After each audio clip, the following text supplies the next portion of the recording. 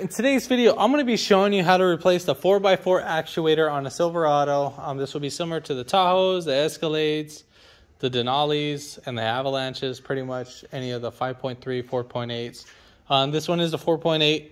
Is it a 4.8? It might be I think it's a 5.3. I'm sorry. I've been doing too many Chevys this week. Simple process, nothing too crazy.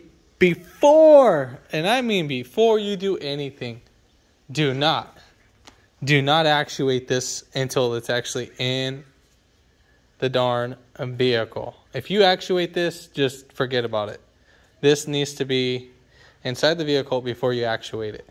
All right, so make sure we clear that and get that out of the way and so forth. If you haven't already, give it a thumbs up, comment down below if you have any questions, and hit that subscribe button for more upcoming videos in the future. And we're gonna go ahead and start this video right after the intro.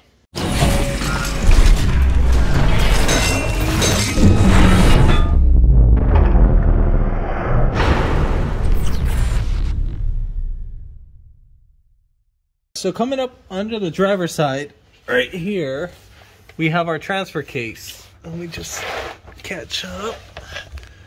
And right there is our 4x4 actuator. I forgot, well, we got like a motor shift selector code. So yeah, but there's 4 bolts holding these in. So we got 1, 2, 3, and 4.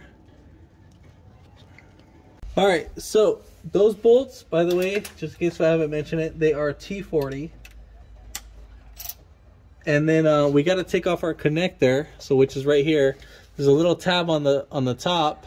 You just press it down, so right up here where my index finger is, you're gonna push down and then pull out just like that. It was like an easy job. I don't know if fluid might come out. Maybe it might. Maybe it might not.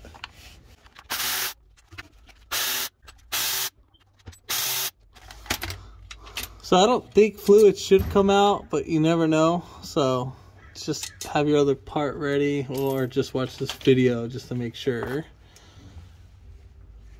And I'm gonna use my left hand and my right hand.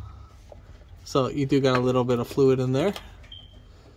So clean up your area. So go ahead and, I don't think it matters if this gear moves, or does it? I don't know. No, never mind. All right, so, all right. I mean, the whole thing moves. Well, that's weird, but either way, still don't actuate it just in case. Let's go ahead and get this bad boy in.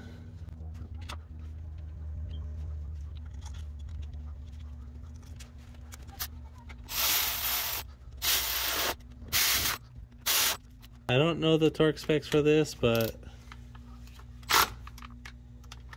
it shouldn't be on there too tight. All right, cool. And then we're gonna go ahead and connect our connector, and that's pretty much it. So let's go up on top. Cool. By the way, just so you guys understand this, I did get the 4x4 error message on this too. So let's go ahead and start this car. Because if we try to actuate it between 4x4, it didn't work at all. So that's what this little button here is for. So we're gonna wait. So it goes to auto. All right, so it's working. Let's do 4 high. All right.